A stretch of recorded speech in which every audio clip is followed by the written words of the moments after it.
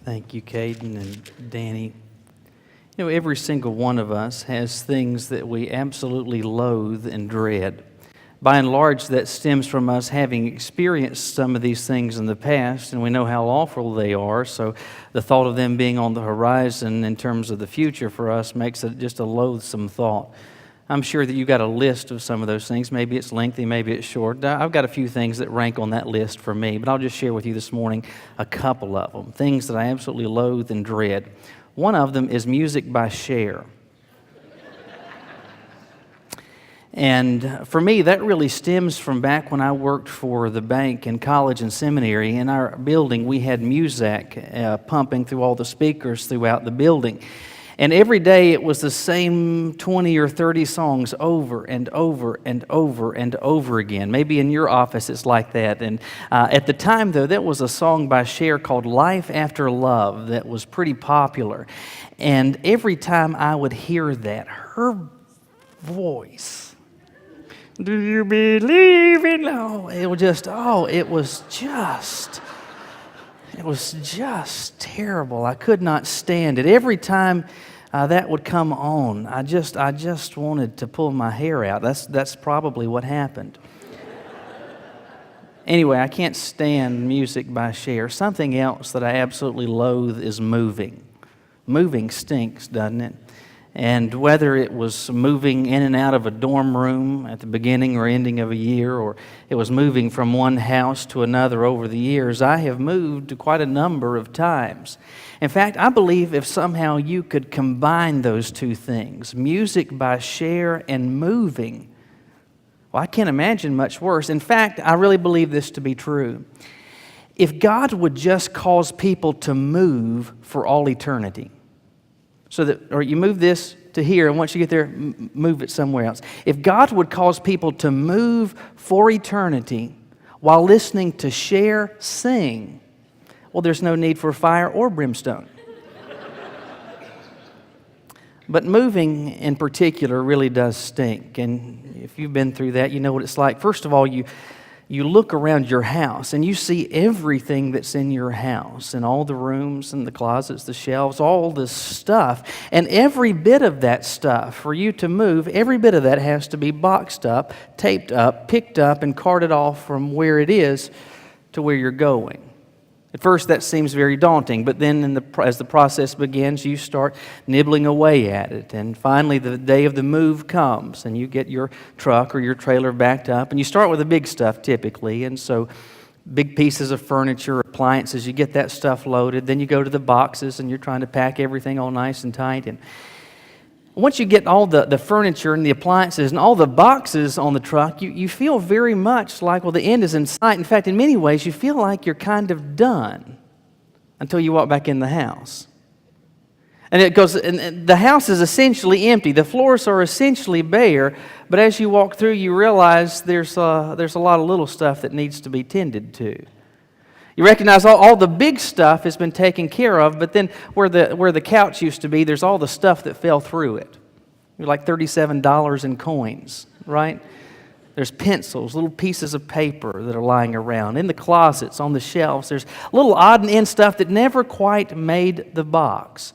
And so though you felt like you were done, until you went through and tidied up all the details, you weren't completely done. 13 weeks ago, way back in May, we began a series through 1 Peter. And across these varied weeks and throughout these various chapters, we have, quite frankly, I think, done virtually all the heavy moving. As Peter has led us, and God through Peter's words has led us to deal with sometimes some really big issues, talking about things like election and predestination, talking about heaven, talking about suffering, talking about marriage. I didn't mean to lump those together, it just happened. But we've done all the heavy lifting. And today, as we're going to conclude this series, it's very easy for us to say, well, we're essentially done. But before we are going to walk away for the last time, I want to make sure that we walk back through and tidy up any loose ends and things that might be left hanging for us. As we have walked through this letter, we have done so through a series that I've entitled Beside, among, yet not apart. The premise has been pretty simple. That is, that as followers of Christ, our citizenship and our ultimate allegiance resides with Christ. Because of that, we are, though still among people and among lost people, we're not a part of that group anymore. We're very much among, yet not apart. And it's consequential for us, in fact, imperative for us to live in that manner. Peter has offered us guidance in showing us what that looks like and has offered us some practical steps that we can take to live out those differences. Today we're going to be dealing with the text in a bit different way, a different pattern than I would normally follow. But what I need you to do this morning, first of all, is to grab a Bible. I hope you brought one. I hope that's part of your regular custom. If you didn't, I hope that you'll grab one from the pew rack in front of you. I want us to all be looking at our Bibles this morning. And we're going to be in 1 Peter, and we're actually going to go back for a few minutes, back to 1 Peter chapter 1. 1 Peter chapter 1.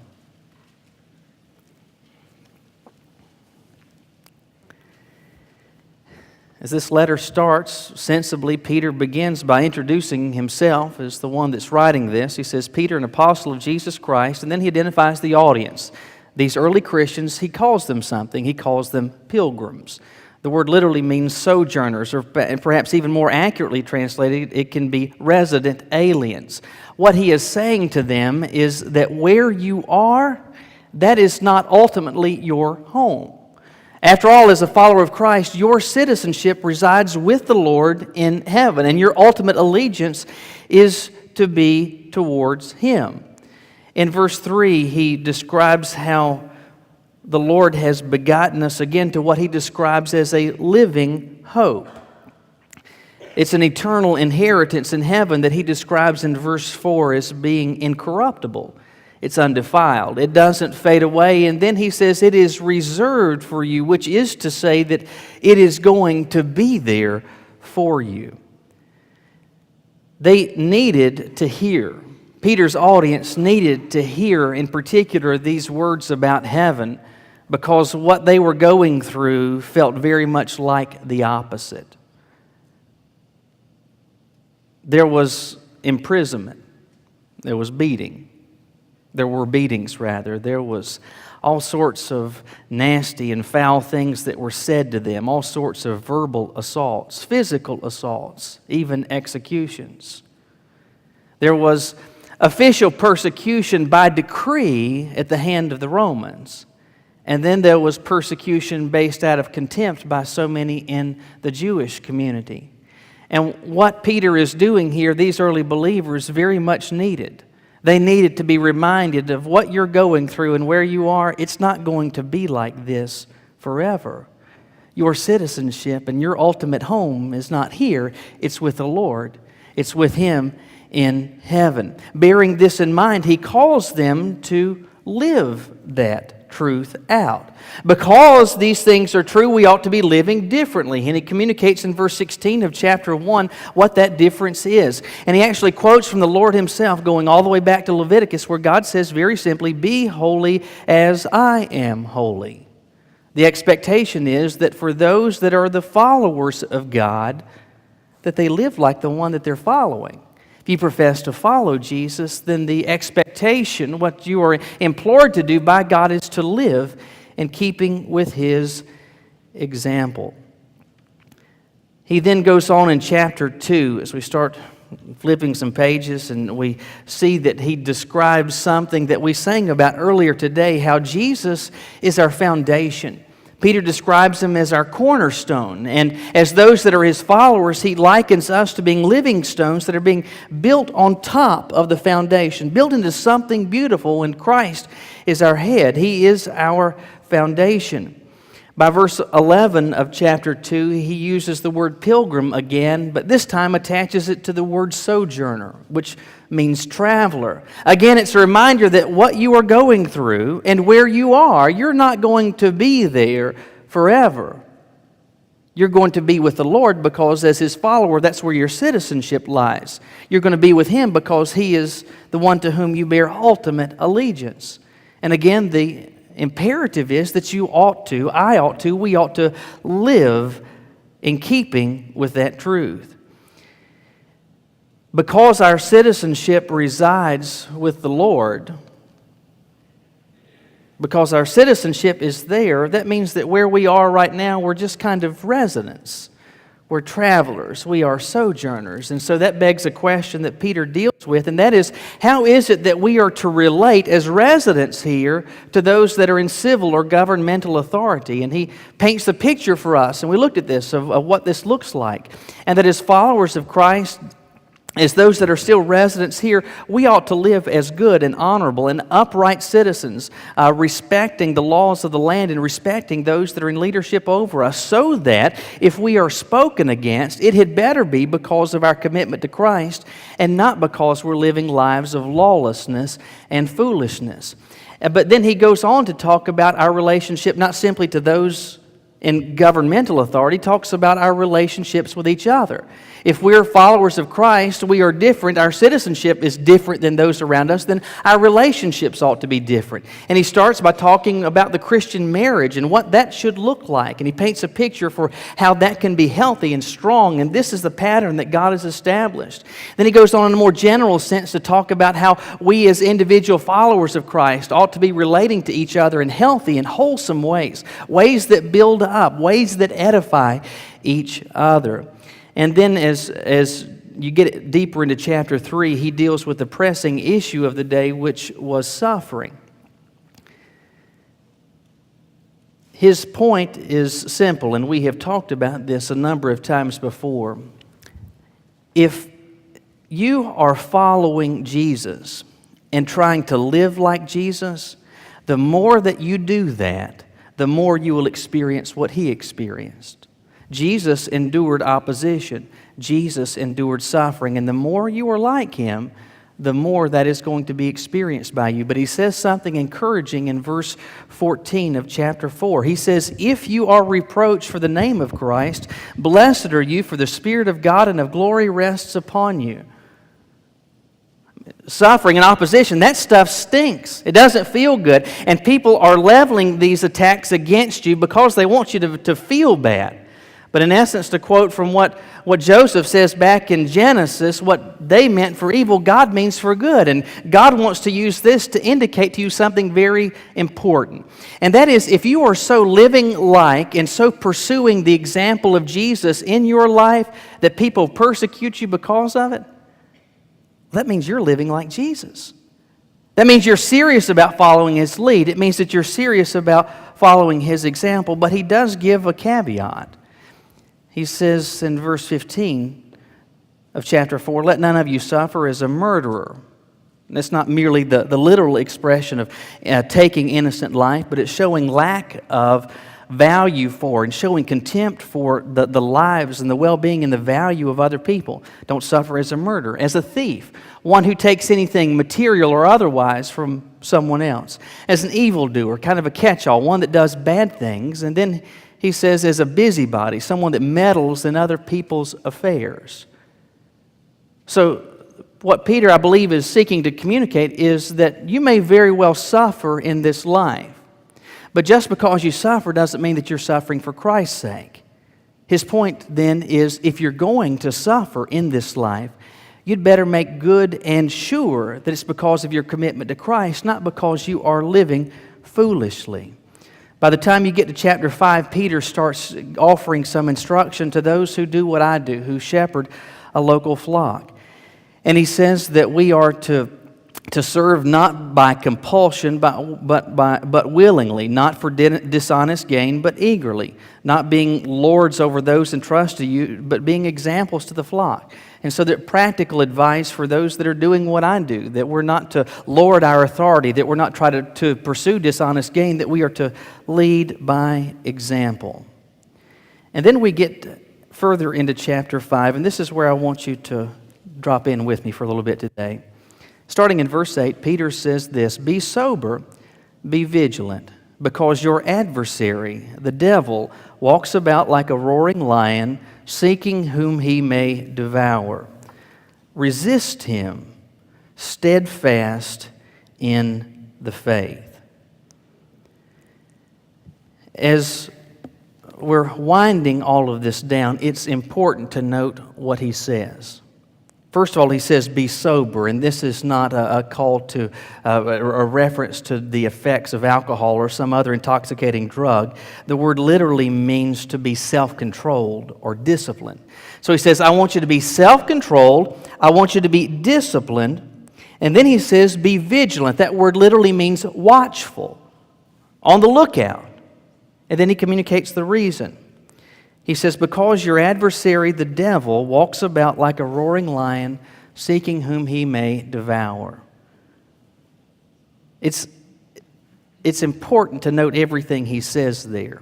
He says, your adversary. Not somebody else's. He says, your adversary. As a follower of Jesus, do not deceive yourself and do not kid yourself and lull yourself into a sense of complacency, thinking that all is well and we are living in a land of peace. Peter's saying you are in hostile territory. You have an adversary. You have an enemy. And then he tells us who our enemy is. He says that it is the devil. The devil is our enemy. I believe too honestly we forget about that simple fact. What I would want you to understand is that theological liberalism, it is absolutely a threat, a colossal threat, but it's not the enemy. I believe that the moral relativism of our society and culture, where everybody says, well, I think this is right, and you think that's right, and we all have these diverging standards of propriety. Moral relativism, I believe to be a threat, but it is not the enemy. Other religions, from some of these newer cults, whether it's Jehovah's Witnesses or Mormons, to more established world religions like Islam or Buddhism, I believe absolutely that these are threats, to be sure, but they are not the enemy. Other people that are treating us poorly and dealing with us in contemptuous ways, ways that don't feel good, ways that are hurtful to us, I believe that absolutely to be a threat, but that's not, and other people are not the enemy. I believe, again, all of these are threats, but these threats are essentially tools in Satan's tool belt because he is our enemy. He is your enemy. He is my enemy as a follower of Christ. And hear me in this. Your enemy is alive and well. He is not, as Peter paints the picture, he's communicating, he's not resting on his laurels. Rather, he says, what? He's walking about like a roaring lion, seeking whom he may devour. You've probably, over the years, seen lions at work on TV. Maybe it was on Animal Planet or Discovery or some other wildlife documentary, and they'd have a camera crew out on the plains of Africa following different animals, and they'd zero in on a lion. If you've watched those, have you noticed how, first of all, lions do not operate? Lions do not zero in on a zebra, an impala, or a kudu, or whatever it is that they want to eat. They don't say, I see them, and then casually, cavalierly, just kind of walk over them and say, hey, would you mind lying down? I intend on eating you. Doesn't work like that. Now, what happens is that the lion observes its prey from a distance and gets very, very still. He's not sitting there making all sorts of noise. Wants to be almost silent.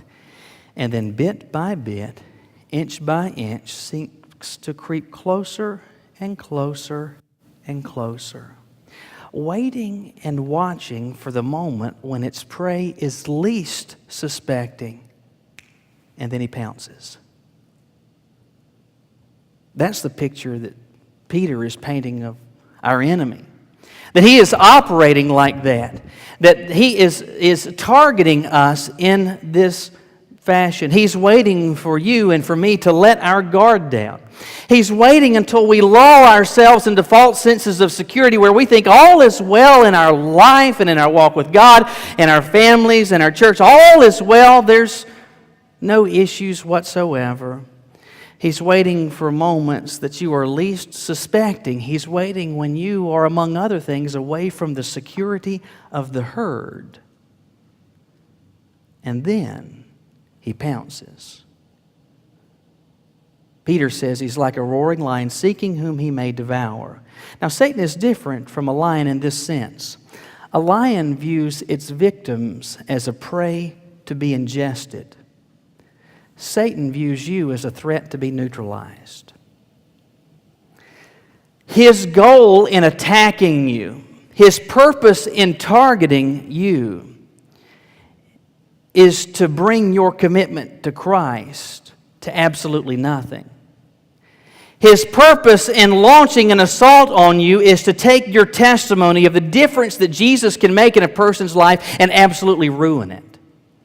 His goal in going after you is to get you to the point where you are so discouraged and so defeated that you are absolutely useless in the Lord's service and that you head off over to the bench accomplishing nothing that's a threat to Him. That's his goal. Peter says he's active. He's up to something. Subtly, stealthily, he's going after you. He's going after me. Consequently, we are to be sober, disciplined, self-controlled, to be vigilant, watching out for an enemy who's absolutely watching out for us. At the outset of this message, I talked about moving. And every time I have moved, and probably you have been the same way, when you get ready to leave a place for the last time, what do? You go back in and you make one last walkthrough to make sure you hadn't left anything, to make sure that nothing has been left behind, to make sure that everything is all tidied up. As we prepare to move away from 1 Peter, I felt very much prompted to go back and do what we've done, which is to walk through, to make sure that we've left nothing behind. And in doing so, this came to me very much as a weighty burden. I want you to know and understand, and hopefully this has already been and remains transparent to you, that as your pastor, though I may be standing on a platform, I don't view myself to be on a pedestal. I'm sharing life with you, experiencing the same things that you're going through, seeking to be along beside you, walking through life circumstances with you. But as I watch and observe, as I listen, as I communicate, as I share life with you, I'm burdened, very much so, that we have left behind so much of what God says through Peter exactly where we found it in a book. That somehow this has yet to get into our hearts, that this stuff has yet to get into our lives. As I have paid attention and studied and read and reread what Peter says, I see him writing to people who were absolutely and genuinely risking life and limb to be a follower of Christ. Though he doesn't say this, I believe it's entirely, not simply likely, I believe it to be certain. There were people in Peter's audience, people that were reading these words when they were first written. They had watched their husbands, they had watched their dads, their fathers be executed for no other reason than because they followed Jesus. I believe that there were families that had stood and watched with absolute shuddering fear and trepidation as authorities came and hauled away their mother, their wife, to throw her in prison for no other reason than because she was a follower of Jesus. I believe there were parents in Peter's audience who had absolutely watched as their children's peers, other kids, physically assaulted and verbally berated their children for no other reason than they were followers of Jesus. That's real commitment. That's being serious about all this. Perhaps it is that you find this to be an offensive thought, and if that's the case, I am sorry for that. But I believe with all sincerity, that level of commitment, it's not found everywhere.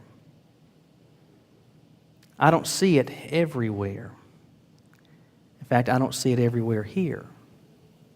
I see it in some places, certainly to be sure, in some lives, but I don't see it everywhere. To be painfully honest, one of the things that I want to make sure is that I see that level of commitment when I look in the mirror. Peter was talking to and about followers of Jesus whose commitment to Christ was so real, so genuine, so pervasive, that it affected their lives in a manner that it caught the attention of others.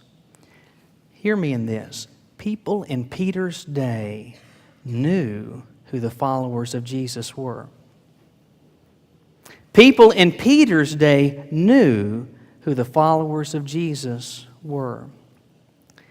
In recent weeks, if you have been watching the news, almost every night it seems that the headline story is about the latest update of this Islamic terrorist group, ISIS. And this brutal group of tyrants and terrorists are launching this massive and nasty campaign, conquering territory in Syria and Iraq. And among the things that they are doing is that they are seeking to purge those that don't share their same stripe of Islam. But they're also being very intentional about rooting out, identifying, and in many cases executing those that say they're followers of Jesus. It's easy to think, well, that's a world away. So many times that is what we do. That's a world away. But in thinking about that this week, I just pondered one simple question. If ISIS were on the loose in our area,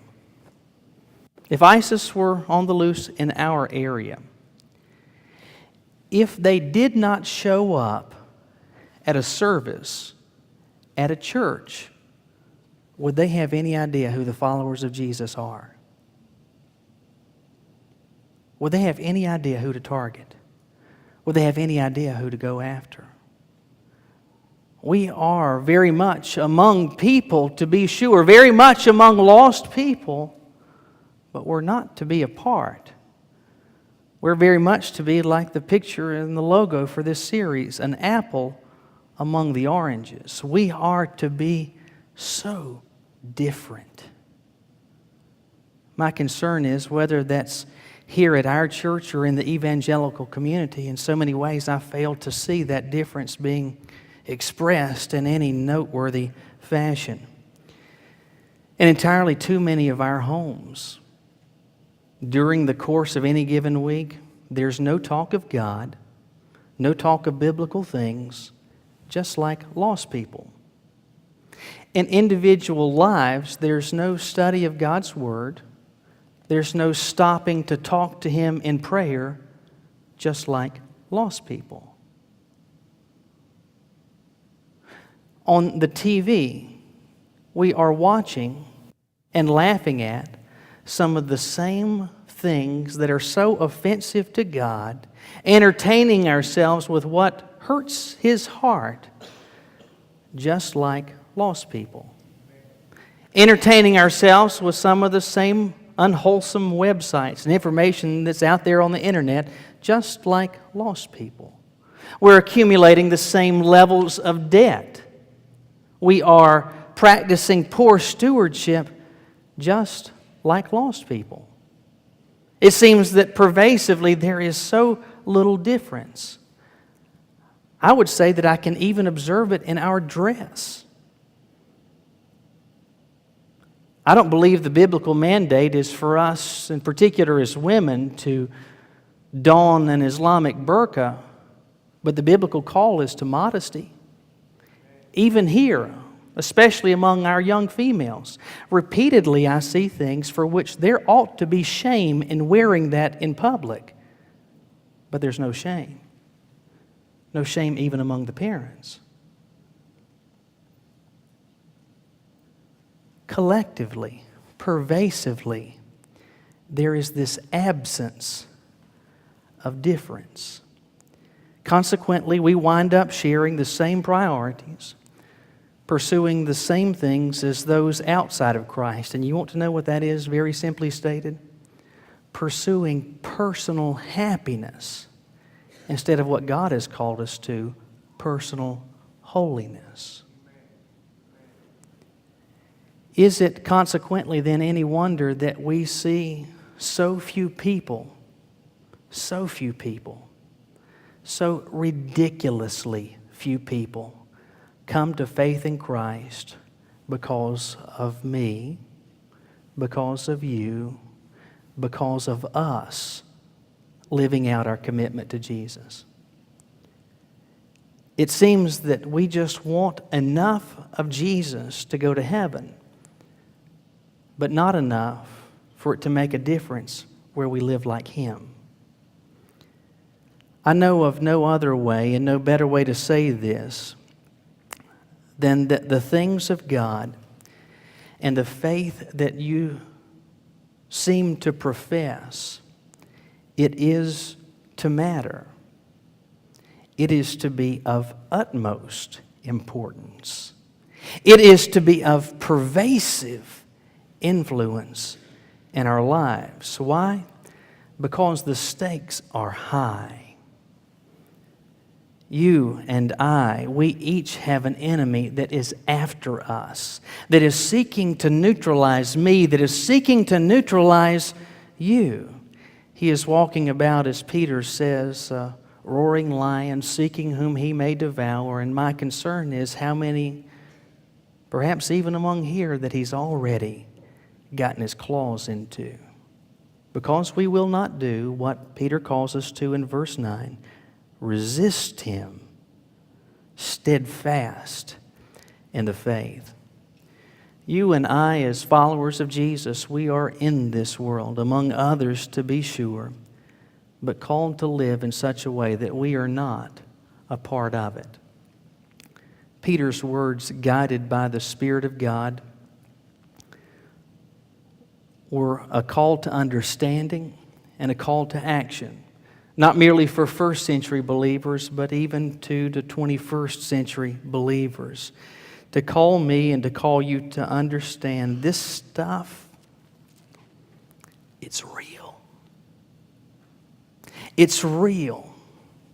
It is consequential. It matters.